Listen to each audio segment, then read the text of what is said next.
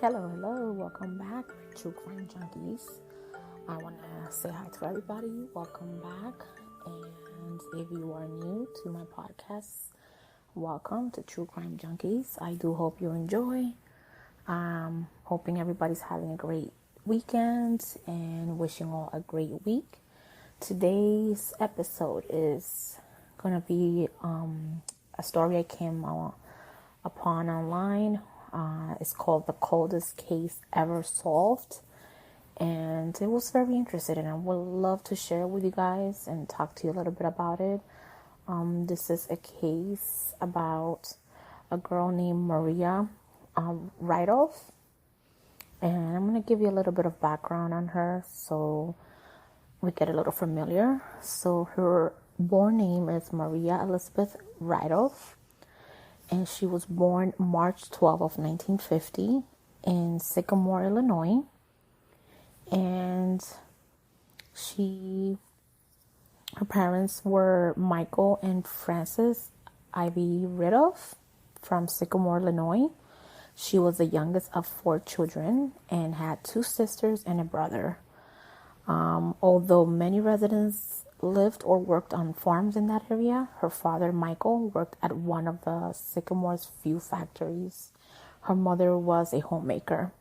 At the time of when this case occurred, Maria was 7 years old, 44 inches tall, and weighed about 53 pounds. She had pretty beautiful brown hair, brown eyes. She was an honor student, then in 2nd grade. She also received awards for perfect school, for perfect school Sunday attendance at the Evangelical Lutheran Church of St. John. And according to her mother, Maria was high-strung.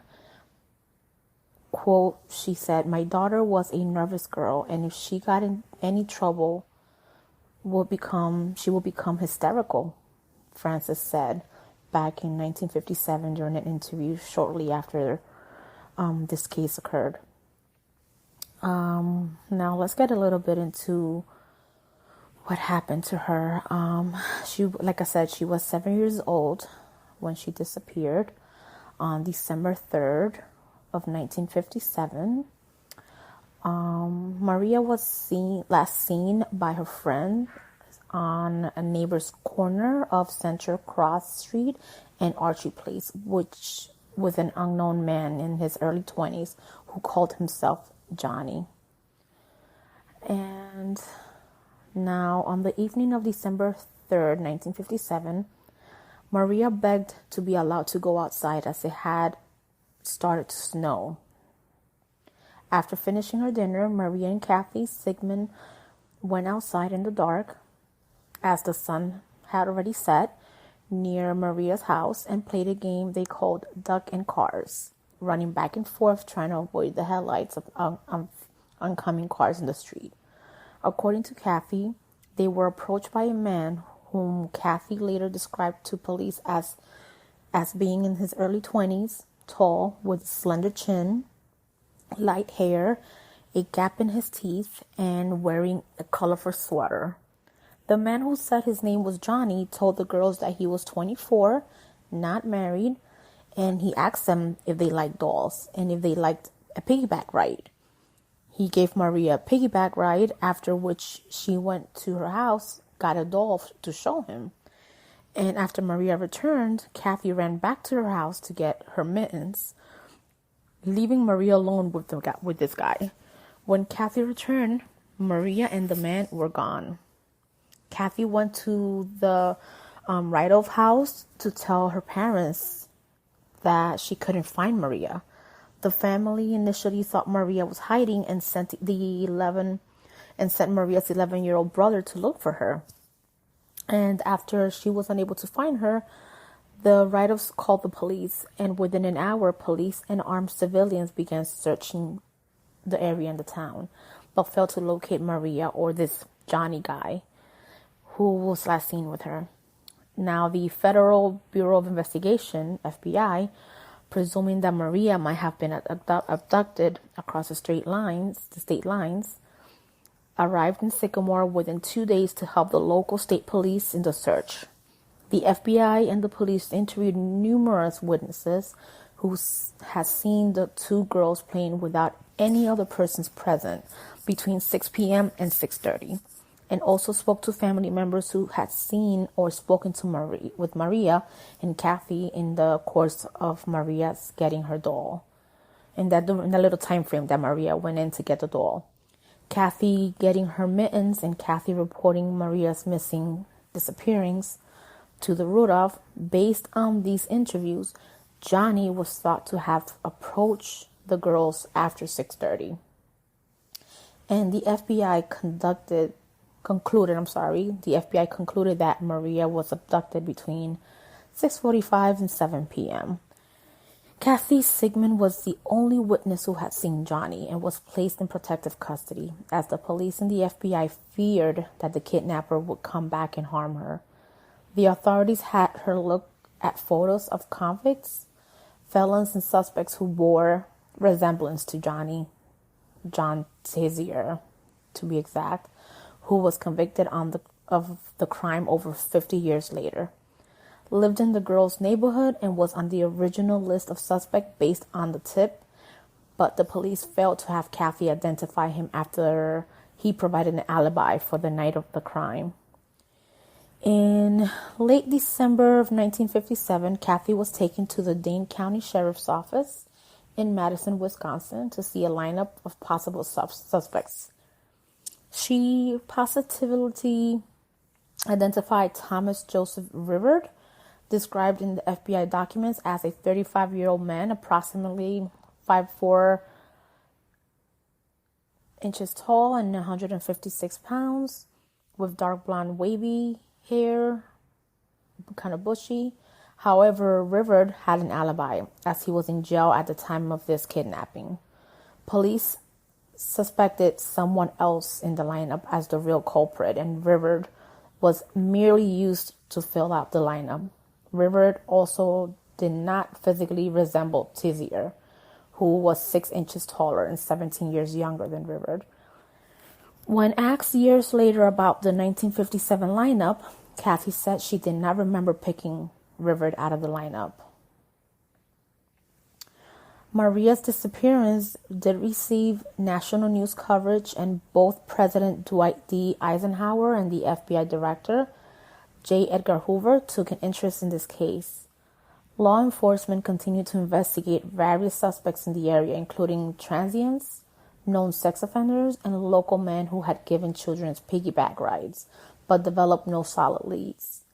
Maria's parents appeared on a television show and other media pleading for their daughter's safe return and asking for the public for help in finding her.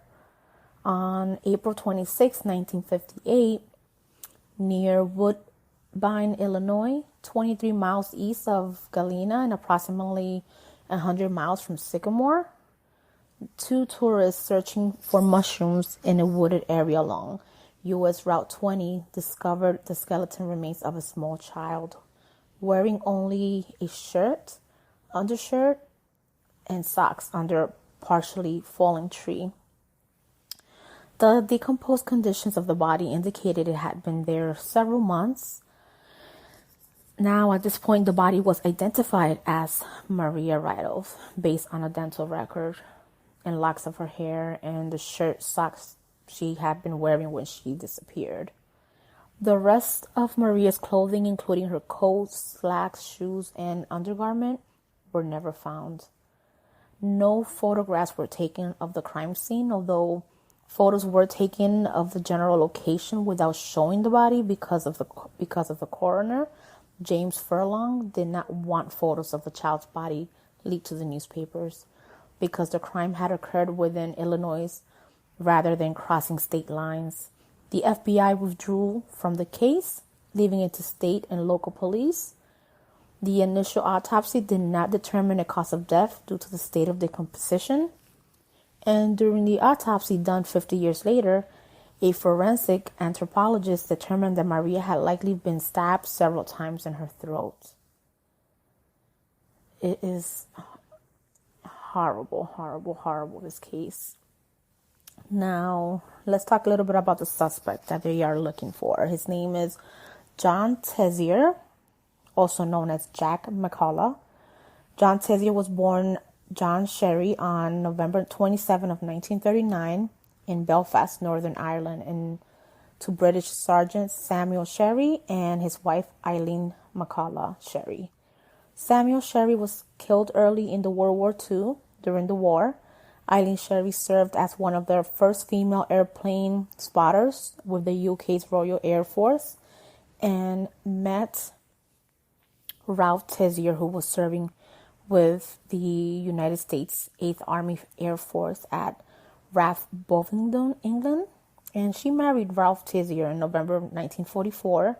And after the war, she and her son John, at that time age 7, followed Ralph to Sycamore, Illinois, where Ralph and Eileen had 6 more children together over the years.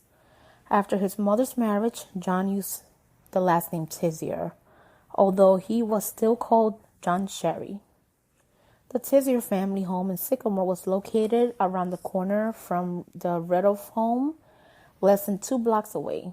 Ralph Tessier, a sign painter, painted insignias on the doors of Sycamore police cars and was friendly with the police chief.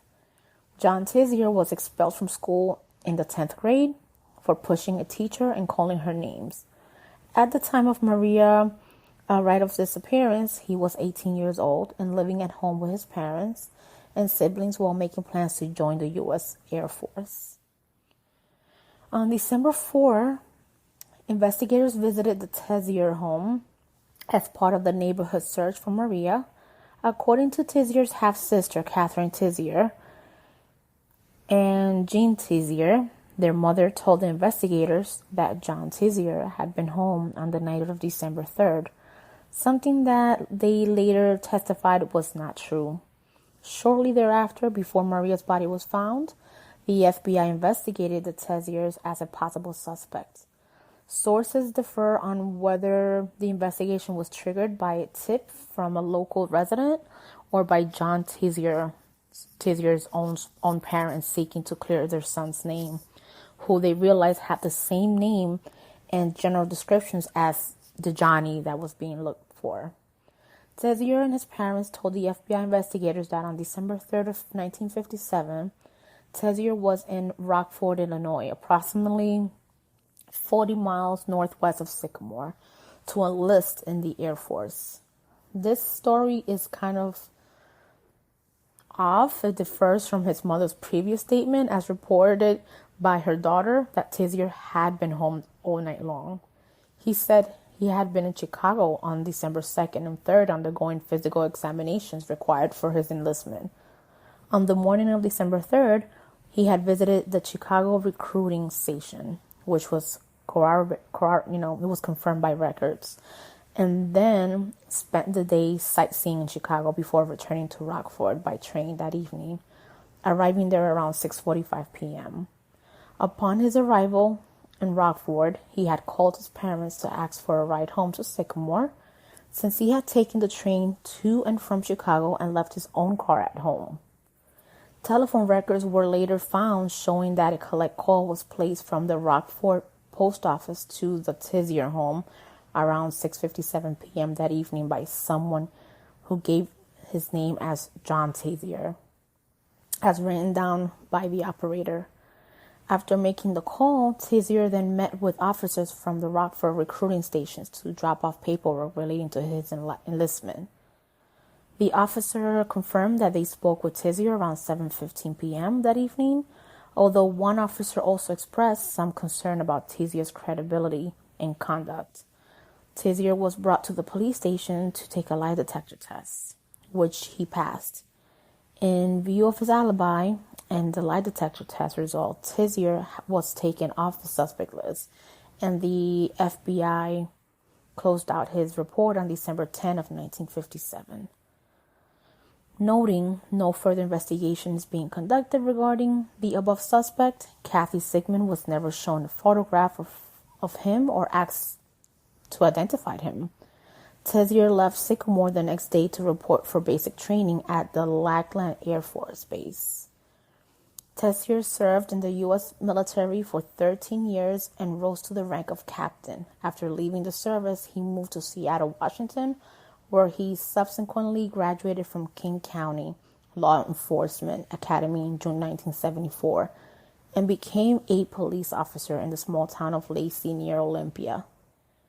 He later joined the police department in Milton, Washington, where he clashed with the chief police, who attempted to fire him and documented a long list of complaints about his work and conduct.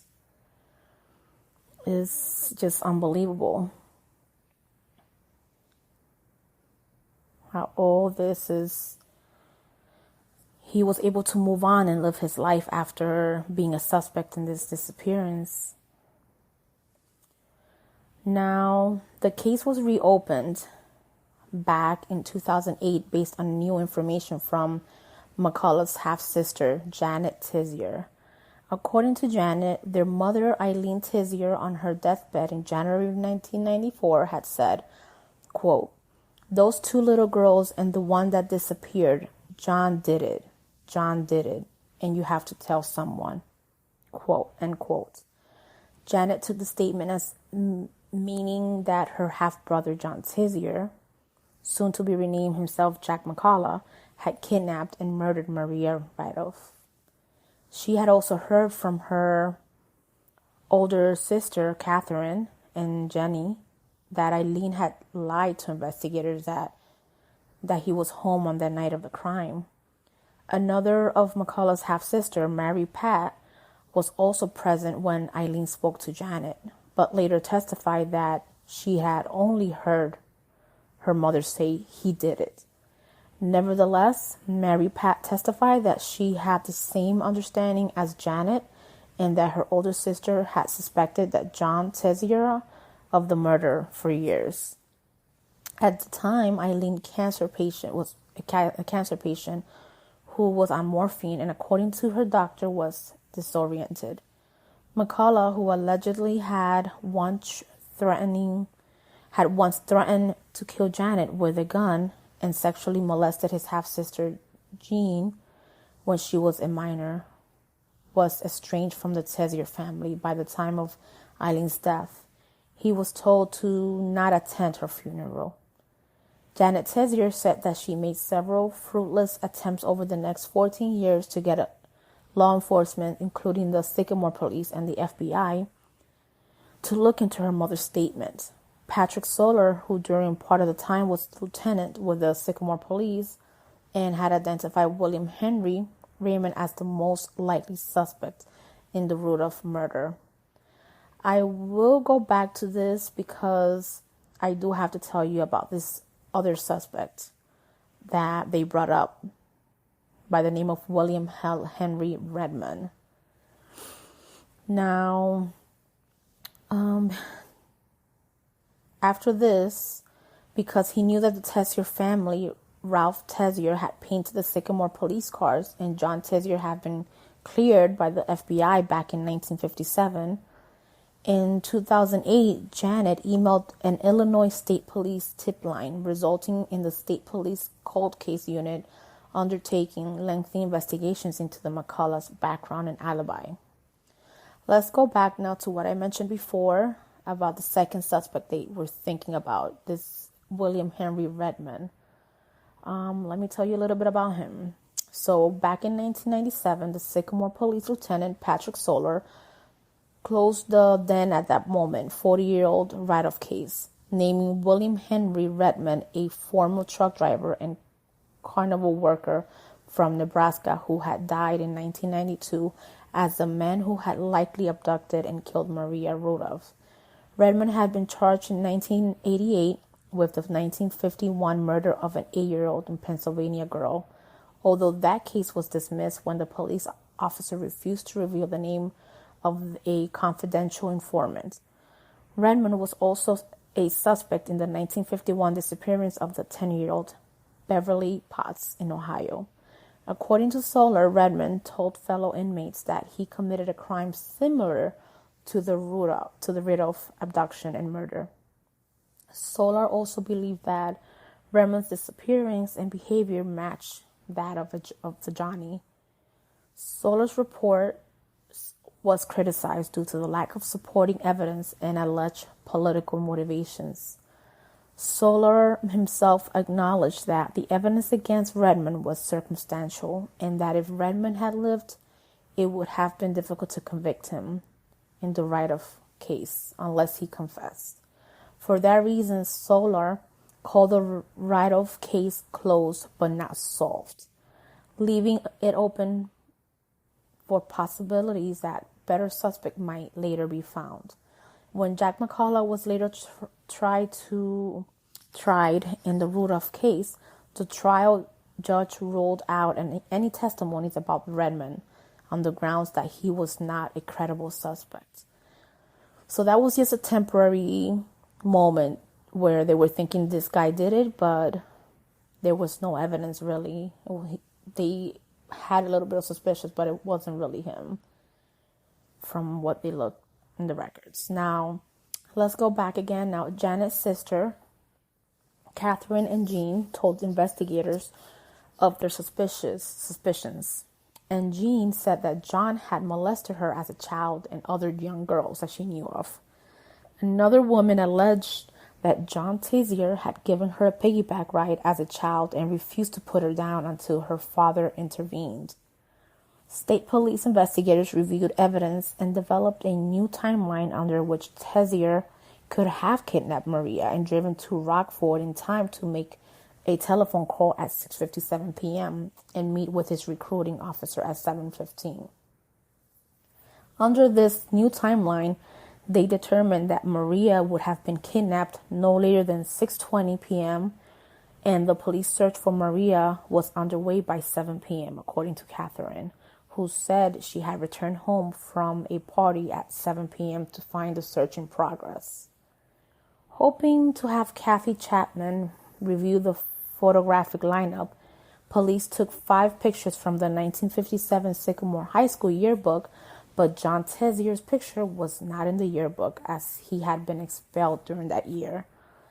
Police obtained a contemporary photo of him from his former girlfriend, which differed from the yearbook photo in that Tessier was wearing an open collar rather than a suit, and the background was dark rather than light. Chapman identified the picture of Tessier. Along with the picture, Tessier's former girlfriend provided an unused military-issued train ticket from Rockford to Chicago dated December 1957. The investigators took this to suggest that, contrary to Tessier's alibi, Tessier had not taken the train on his trip to Chicago and had instead driven his car there, meaning that he could have driven back to Sycamore that afternoon on December 3rd, kidnapped Maria, and driven to Rockford. The police located a high school friend of Tessier who recalled seeing Tessier distinctively painted car in Sycamore that afternoon and said that Tessier did not let anyone else drive his car. So he was for sure that it was him driving the car, not anyone else. In July 2011, the Seattle Police Department, which had joined with the Illinois State Police investigation, brought McCullough in for questioning, using a professional interrogator due to McCullough's law enforcement experience. Remember, he went to the military and he did become a police officer. At first, McCullough spoke calmly and cooperated, but when faced with questions about the murder of Maria Ridulph and his whereabouts on the night of the crime, he became evasive and aggressive. After McCullough refused to answer any more questions, he was arrested for the kidnapping and murder of Maria Ridulph and extradited to Illinois. Maria's body was exhumed that same month to check for DNA evidence, but none could be found.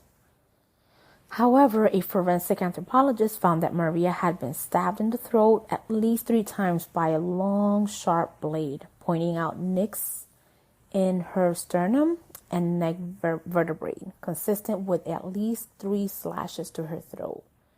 Although stabbing was considered likely cause of the death, an appellate court later stated that the findings did not preclude other possible causes of death, such as ligature strangulation, which could not be adequately investigated due to the decomposition of her soft tissue. News of the arrest of the 50-year-old murder case drew national attention. The lead prosecutor, DeKalb County State Attorney Clay Campbell, was reluctant to take the case due to its age and the lack of any physical evidence connecting McCullough to this crime. But after being persuaded by the Ridulph and Tessier family, who all believed that McCullough was guilty, he formally charged McCullough with the kidnapping and murder of Maria. Now let's get a little bit into the trial. At the trial in September of 2012, the prosecution contended that McCullough was attracted to Maria and decided to kidnap her, but instead ended up killing her, presenting a new autopsy report suggesting that Maria was stabbed to death. Although the prosecutor suspected that McCullough of molesting Maria, they were unable to prove it and never brought it up in court. Numerous witnesses testified for the prosecution, including Maria's family members, neighbors, law enforcement personnel, and Kathy Sigmund Chapman, who was the star witness and identified McCullough as Johnny, the man who walked up to her and Maria 50 years earlier. Another childhood friend of Maria's testified she had also been offered a piggyback ride from Johnny and identified him as McCullough. 3 inmates who were jailed with McCullough testified he talked about killing Maria. However, their stories were both inconsistent and failed to match the evidence indicating Maria had been stabbed. One inmate said that McCullough spoke of strangling Maria with a wire, and another said McCullough accidentally smothered her to stop her from screaming. The defense argued that the prosecutor and the police were pressured by the Ridulph and Tessier family to solve the case and implicated McCullough, although there was no physical evidence, motive, or indication that McCullough was in the area when Maria was kidnapped. McCullough did not take the stand on his own defense on the advice of his attorneys. Now, on September 14, 2012, McCullough was convicted of the kidnapping and murder of Maria Ridulph and received a life sentence with the possibility of parole after 20 years. He was 73 years old at the time of the sentencing. This is a very, truly sad story. It's unbelievable how it took over 40 years to finally close this case and give the family some closure. And the worst thing is that all these years, they suspected of this family member and they could not, and they had to live with this suspicion all these years. McCullough even tried to appeal his conviction back in February of 2015 with the Illinois Appellate Court, upheld his murder conviction but vacated his conviction for kidnapping and abduction of an infant as being outside the 3-year statute of limitation in effect for those crimes back in 1957. The decision had not effect on McCullough's life sentence, as the sentencing court had provided that the sentence of kidnapping and abduction would merge into McCullough's life sentence for murder. Although the appellate court ruled that Eileen Tessier's deathbed statement should not have been admitted as evidence against McCullough, the court declined to overturn the murder conviction because Judge Hallock did not rely heavily upon the statement in issuing the conviction. But his own mother also suspected of him. She knew for sure that it was him, and that originally the night of the disappearance they lied about his whereabouts. So it's very sad that this came about. The family at least did stay united, and the sisters fought for justice for Maria, and at the end it took a long time, but they did get the murderer, and he is now in jail. So that brings some peace, hopefully. I hope that did bring some peace to to Maria's family and everybody that was struggling for so many years knowing who did it, but he was out there being free, living his life. So this is the end of this case. I hope everybody enjoyed it, and there are more cold cases like this that I'll be uploading in the upcoming weeks. So friends, make sure that you subscribe, and also make sure your notifications are on so you get your alerts when a new episode has uploaded. And please support True Crime Junkies and share it. I hope to hear everybody again. If you have any comments or questions, or you have a case that you would like to suggest, you can email me at truecrimejunkies@gmail.com or message me through Instagram, and I will be more than happy to look into it. This was fun, and I hope everybody enjoyed it. Have a great week, everybody, and I will say bye.